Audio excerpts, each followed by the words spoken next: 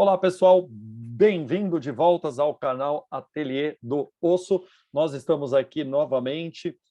Meu nome é Marcelo Starling, eu sou médico fisiatra. Eu sou Lucas Boechat, médico ortopedista, e não temos aqui hoje o nosso colega Fernando Dourado, nosso fisioterapeuta, está atendendo. Não sei se ele está atendendo ou se ele ainda está dormindo desde aquela última sessão de aulas de sono, mas Bom, provavelmente. eu acho que a gente tinha que gravar de qualquer maneira, né? Que semana passada nós já ficamos sem vídeo, então não dá para perder essa oportunidade. Então, hoje nós vamos falar um assunto novo aí, que nós vamos entrar numa série de assuntos.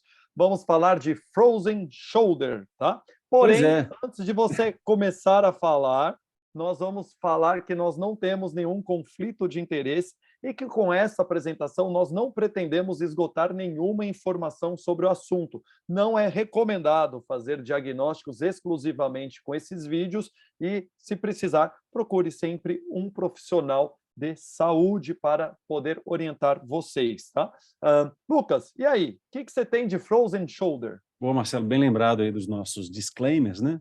Mas quando eu falei que a gente ia comentar sobre Frozen Shoulder, o nosso querido Fernando Bahia achou que a gente ia falar do ombro da Frozen, sabe? Ele está com o neném pequeno em casa, menina, você sabe como é que é isso, é pai de menina, né? Aqui em casa os meninos estão mais Oh, interessados no Karate Kid agora. Mas não é bem o ombro da Frozen, não. mas como que você disse que é verdade, né? Os meninos estão interessados em Karate Kid, mas as meninas estão interessadas na Frozen mesmo. Então, vocês que são pais de meninas, podem convidar os filhos para assistir, né? Principalmente as meninas, para ver a Frozen, né? Que está aí. Eu já assisti esse desenho mais ou menos, tá, Lucas? Para você ter uma ideia, umas 36 vezes. Mas tudo bem, vamos lá. Bom, então não é o ombro da Frozen. Na verdade, nós vamos falar de ombro congelado, ou também conhecido como capsulite adesiva, um problema então que acomete o ombro aí de boa parte da população. Passa o próximo aí, Marcelo. Esse assunto é meu, aqui é um assunto bem ortopédico, né? E como a gente aqui é do Ateliê do Osso, né? A gente gosta de arte, a gente gosta de evolução em sistemas complexos, nós vamos tentar fugir do convencional. Tem muito vídeo bom no YouTube, muita informação de qualidade na internet para vocês aprenderem o que existe aí de mais conhecido e mais básico sobre o ombro congelado, mas aqui nós vamos tentar dar algumas curiosidades é, e falar um pouco do que a gente pode discordar, do que existe de consenso, talvez, ou do que existe de informação na internet, né? Então, para começo de conversa, gente, olha que interessante. Eu peguei uma foto de radiografia do ombro de um quadrúpede, né, o cachorro. Então, esse ombro é uma articulação muito estável, pelo menos bem mais estável do que a nossa, e que simula, pelo menos evolutivamente, muito parecido com o quadril, né? O quadril é uma articulação muito bem encaixadinha, né?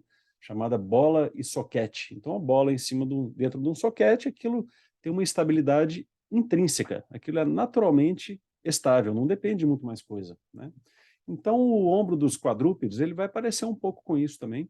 Então, tem uma boa abóboda ali, né? E, além disso, a gravidade, ela vai comprimir esse ombro contra esse chamado acetábulo, né? Esse húmero, né, que é o osso do braço, contra o acetábulo, dando mais estabilidade ainda. Então, isso não é um problema, em geral, para os nossos é, primos quadrúpedes, né? Eu tenho alguns. Tenho alguns amigos quadrúpedes também. E aí chegam os macacos, né? E aí os macacos eles começam a ficar de pendurados e balançar nas árvores. Então já é um comportamento diferente para o funcionamento do ombro. E aí eles desenvolvem, então, uma cintura escapular, já bem diferente dos quadrúpedes, e um braço com o seu ombro que tem que resistir ao movimento contrário, a tração, e não a compressão. Então, se a gente pode observar nas imagens de baixo aqui, ó, do lado esquerdo da tela está o ombro aí do macaquinho, tá? Do lado direito está o do homem. E aí aqui ainda, onde o Marcel está mostrando com a seta, né, tem o osso aqui da escápula, antigamente chamado de omoplata, né? Vocês podem ver que o do macaco, essa glenoide, que é onde faz a articulação aqui, ó, é uma linha inclinada. Então, o nosso macaquinho, nosso chimpanzé que está na foto ali de pendurado, ele fica com essa articulação bem horizontalizada quando ele despendura. Então, ela se torna mais estável, ela não vai ter movimento de cisalhamento acontecendo ali no meio. Já no ser humano, a gente desceu das árvores, né? Começou a ter uma vida bem diferente, comer raiz, caçar, e nós nos tornamos os melhores arremessadores da natureza. O que é incrível, né? A gente depois pode fazer uma aula, Marcelo, sobre a evolução do arremesso, hein? Acho que é uma boa ideia. A gente já falou da corrida, né? É, mas é muito interessante como é que... Eu acho até interessante, já que você falou dessa aula do arremesso, até te proponho uma coisa bem diferente, tá? Já que você vai falar de uma aula do arremesso e nós nos tornamos os melhores arremessadores, a gente pode fazer essa uma aula, gravar num campo aberto. Então a gente pode pôr eu, você e o Fernando Dourado para ver quem que arremessa melhor. Eu vou treinar, vamos só combinar que eu vou dar uma treinadinha.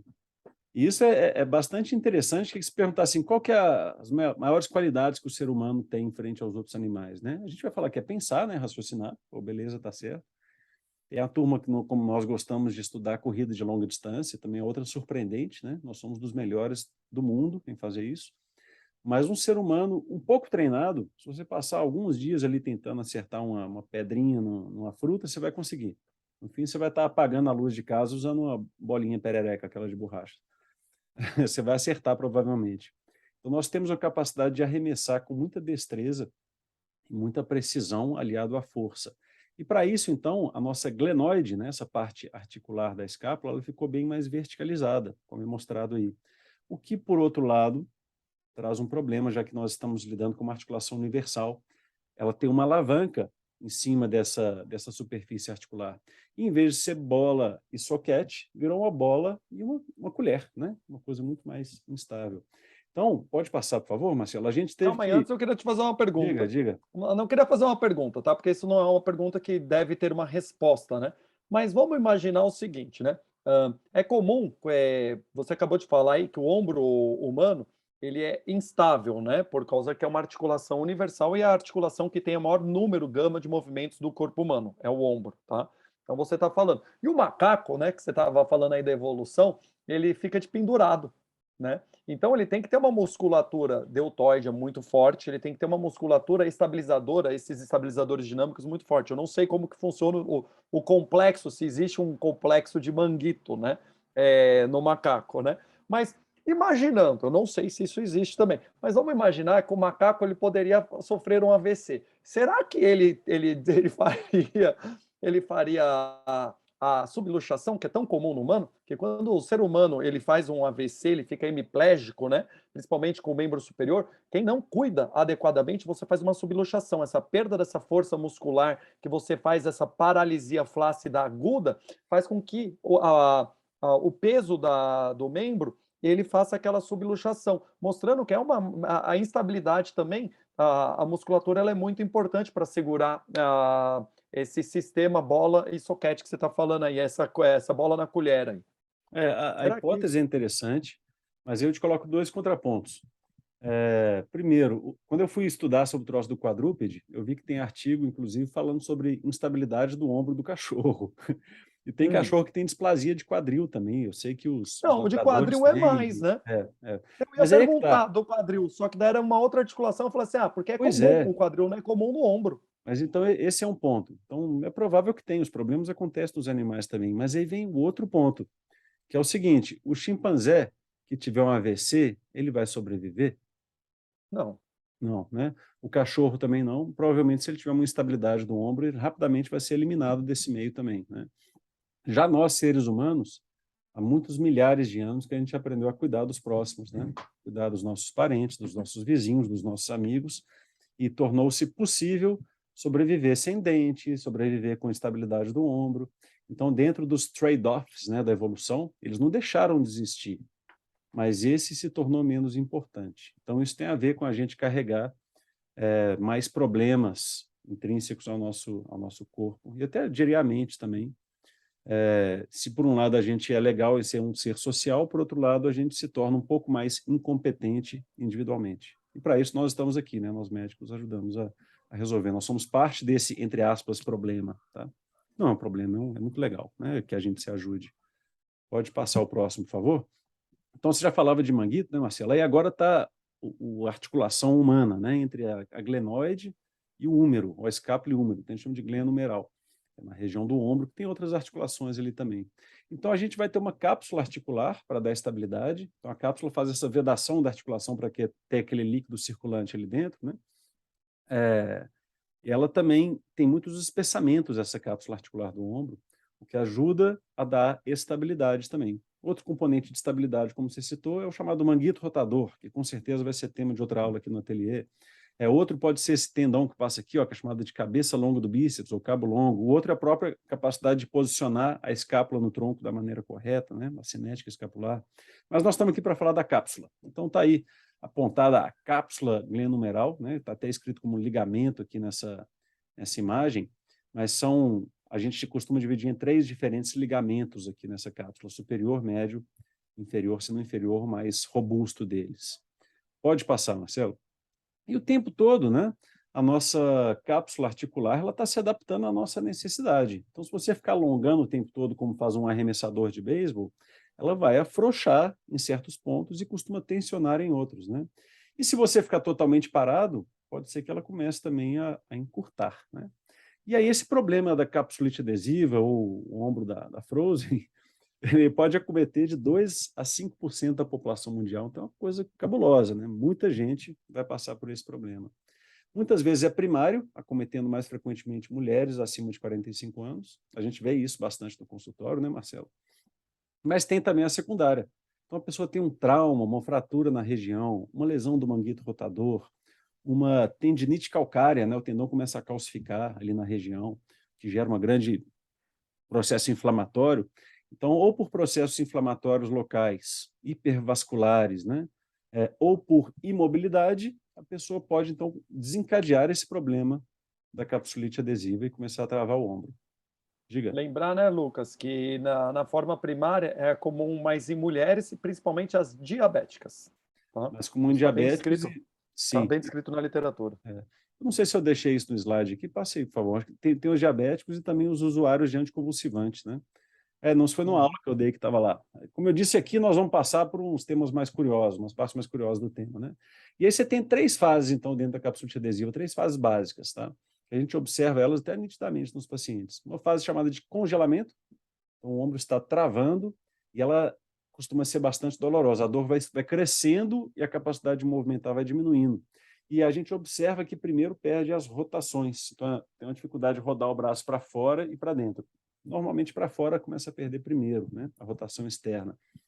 A dor vai crescendo e aí no início até um quadro meio enigmático, porque às vezes chega só com dor e você ainda tem dificuldade de observar essa perda de movimento, né? E aí vem o ombro congelado, a coisa se estabelece. Muita dor e pouco movimento. E alguma coisa faz essa fase acabar. O quê? Não sei. Mas eu sei que essa fase, de repente, ela acaba e começa a vir o descongelamento. O ombro começa a soltar de novo. Mas aí existiria uma quarta fase, né, que não é a doença, mas é o que sobrou dela, a fase residual, em que a maioria dos pacientes vai perder algum grau de movimento. Então, por mais que a gente veja chamados sensacionalistas no YouTube, assim, 5 melhores movimentos para consertar a capsulite adesiva, faça isso e você não terá, faça isso e em 2 dias está resolvido, né? Não temos evidência nenhuma para falar disso. As fases estão aí e elas vão acontecer. Tá? O que a gente sabe, né, na verdade, é que o beijo do seu grande amor melhora, é o que aconteceu na Frozen, né? Então, melhora o congelamento. Então, é a evolução. E dentro desses 2 anos, isso definitivamente ocorre, tá? Agora eu concordo com você que tem muito sensacionalismo aí. Você vai querer levar o príncipe da Cinderela para o CTI também, para ver se a galera acorda agora? Seus pacientes Mas conversam. isso com certeza vai estar descrito no nosso A Cinderela, não, na como é que chama? Bela descrição. Adormecida, né? Ou é a mesma coisa? Ih, eu não tenho menino, Não não tem sei nada a ver, mais. Lucas. Até Você é esqueci filho, esse você troço todo. pai de menina é diferente, é É. Jaspion, é MacGyver, essas coisas. Vamos lá. Então, tá aí algumas opções mais conhecidas de tratamento, né? Os medicamentos, você vai querer dar conforto para esse paciente, analgesia, e não é só questão de ter dó dele, é questão também de que com menos dor, a gente deve tentar caprichar na manutenção do movimento. Então, o papel do fisioterapeuta é importantíssimo nisso, e é difícil essa fisioterapia, tá? Porque você tem que ficar naquele limiar, naquela linha muito tênue entre não fazer nada ou fazer pouco, né? E o congelamento piorar, e fazer demais e o paciente morrer de dor. E ficar parado, nunca mais voltar e o congelamento piorar também. Então é difícil, mas tem que tentar ficar nessa corda bamba aí, para que o paciente passe incólume aí por essas fases, nem incólume, mas com o mínimo de problema possível, e que quando o problema termine, ele mantém o seu padrão de movimento para poder fazer seu esporte, poder ter sua qualidade de vida mantida, né? Suas atividades da vida diária. Então, basicão, medicamento, fisioterapia. Agora a gente tem opções de infiltração, desde jogar remédio dentro lá do ombro, no espaço ali ao redor do subacromial, né? E também essa imagenzinha de cima do meio aqui, ó, que é o agulhamento com bloqueio, agulhamento nada, bloqueio do nervo, um dos nervos que vai dar sensibilidade ali na cápsula articular. Então, a gente dá uma desligadinha nessa dor, pode ser repetido, por exemplo, uma vez por semana, para poder conseguir caprichar mais na fisioterapia, sem que sacrifique muito o seu paciente, né? Lembrar, claro, esse do agulhamento no caso dos trigger points. Qual é a sua experiência com trigger point em ombro congelado, Marcelo? É infrequente? Não, super frequente. Eu acho que nunca peguei nenhum paciente com ombro congelado sem trigger, né? E o trigger é muito legal, porque você agulha o trigger, antes de você agulhar o supraescapular, você agulha o trigger, ele já tem um ganho de amplitude, principalmente na questão da rotação, né? Então, você já tem um ganho, você não vai melhorar 100% dessa amplitude por causa do mecanismo de lesão, que demora um tempo, né, para voltar, né? A gente não sabe qual que é esse tempo certeiro, mas às vezes você faz o bloqueio você faz o agulhamento do trigger, esse paciente já tem uma melhora assim de 80% da dor no dia, no local. Isso. Então, vocês imaginam, gente, uma pessoa que está com dor no ombro, então está já com uma postura protetiva, né? E tem que demandar de outros movimentos para não sobrecarregar o ombro, né? Já que o ombro dele está extremamente doloroso. Então, é claro que essa pessoa vai ter uma tendência enorme de desenvolver trigger point, né? E às vezes é realmente uma melhora dramática com o simples tratamento do trigger, né? E é uma coisa que frequentemente a gente, especialmente nós ortopedistas, negligenciamos, né?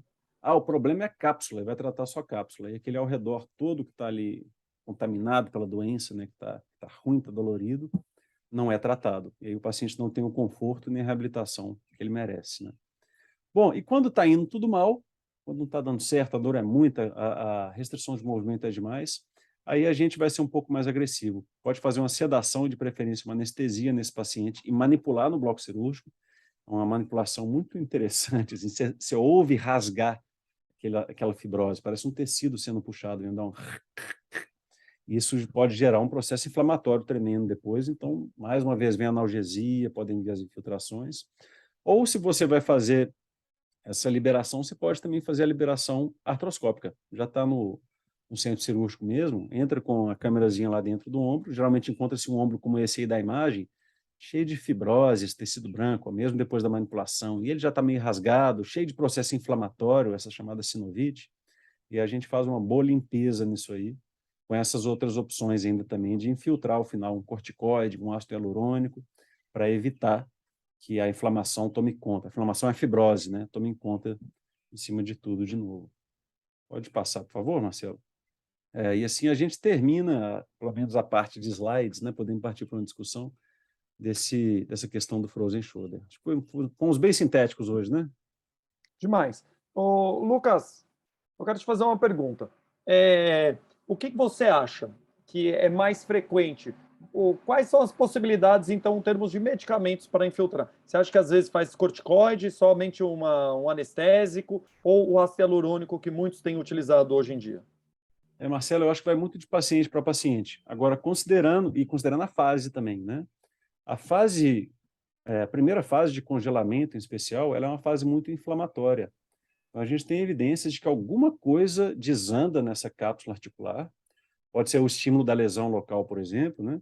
E que gera um processo hiperinflamatório, então ela fica vascularizada, ela começa a espessar, e daí vem a cicatrização, onde não deveria cicatrizar, né? Vem aqueles fibroblastos produzindo e espessando essa cápsula. E o melhor anti-inflamatório que a gente conhece é corticoide. Então, eu estou pensando em inibir realmente a inflamação. Então, infiltração intraarticular de corticoide eu acho bem legal. Vai ter o mesmo problema de outros locais. Se você ficar fazendo sequenciado, você pode destruir essa articulação também. Se você jogar no espaço subacromial, você pode destruir o manguito rotador da pessoa. Mas eu acho que na fase inicial de agudização, corticoide é joia. Numa fase mais tardia, que o ombro já está congelado e tem aquela dificuldade de evoluir, eu vejo com bons olhos o ácido hialurônico, que além de dar o estímulo anti-inflamatório por aquele efeito de paisagem local, né, mostrar uma paisagem saudável para a articulação e para o espaço subacromial, ainda tem esse efeito teórico lubrificante ali da junta, né? Então, talvez ajude também a aumentar essa amplitude de movimento. E E qual que é o outro anestésico que você falou? o anestésico para dor, né? O Acaba sendo muito anestésico, em interessante. qualquer fase, é bem-vindo também. Lembrando que existe evidência de que o anestésico, como a lidocaína, é condrotóxico. Então, se ficar jogando dentro da articulação, é provável que esteja matando as célulazinhas lá da cartilagem, né, os condrócitos, e que essa cartilagem começa a degenerar a partir disso. Então, a gente não deve sair infiltrando a torta direito com anestésico dentro da articulação também, não. Agora, no nervo, nos trigger points, pô, mete bronca. Se puder fazer toda semana, faça. Tá. E aí a pergunta que eu acho que é bem complexa é a terapias de ondas de choque. Por ondas de choque, terapia por ondas de choque. E aí, funciona, não funciona? Respeita aquela ideia de 3 meses para cronificar, sim ou não? Olha, essa é uma ótima pergunta. Eu vou muito de opinião pessoal, tá? A gente tem dados na literatura falando a favor de onda de choque para capsulite adesiva. Eu teria que rever os estudos, já tem algum tempo que eu li, mas acredito serem séries de casos ou estudos com um nível de evidência científica não tão bons, tá? Eu acho um contrassenso total. E você sabe que eu gosto de onda de choque, né? Mas eu não indico, porque onda de choque entra destruindo o local, né? É uma lesão tecidual controlada. É o que você quer fazer numa fasciite plantar crônica, né? Numa epicondilite lateral crônica, tendinopatia do Aquiles. No caso do ombro, é muito legal para tendinite calcária, que é outra coisa que vai ganhar um episódio aqui no ateliê. Mas a capsulite adesiva, como eu havia descrito, ela é um fenômeno causado, pelo menos de início, entre outras coisas, por uma superinflamação local. Você vai causar mais inflamação com onda de choque. Então, eu acho um super contrassenso, mas a gente sabe também que as coisas não são lineares, né? A gente gosta de complexidade aqui no canal. E então eu estou descrevendo um funcionamento linear, né? E pode ser que o corpo funcione de outra maneira mesmo. Então, os trabalhos empíricos são mais fortes do que a minha opinião pessoal, né? Mas eu acho que carece de mais evidência e não seria minha primeira opção, de jeito nenhum. Talvez a última. E olha lá. E aí, qual o momento de fazer exercício? Boa pergunta. Eu queria que o Fernando estivesse aqui. O que eu entendo é que você vai, primeiro, com o exercício da região, você vai de acordo com a tolerância do paciente. Então, você tem que conseguir trabalhar naquela linha tênue que eu falei, né? Difícil você fazer demais e piorar a dor do seu paciente e regredir, né, na evolução dele. E também é ruim você fazer de menos e não conseguir evoluir.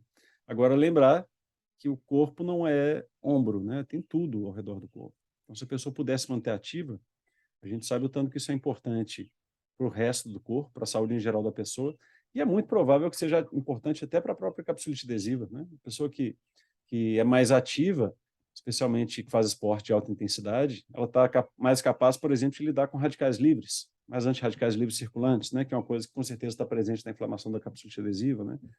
Então, aquilo que a gente gosta de falar aqui, na dúvida, faça exercício. Muito bom. E eu vou fazer uma pergunta para o Fernando, que vai assistir esse episódio, né, que é importantíssimo. Depois ele vai responder no ateliê Responde, né? Se o nome é ombro congelado, eu queria saber dele se ele faz calor ou se ele faz frio, como os meios físicos de preferência. Ou se ele põe uma cerveja, né, no ombro para ver se esfria e bebe. É isso aí, gente. Beleza, valeu, pessoal. Até a próxima.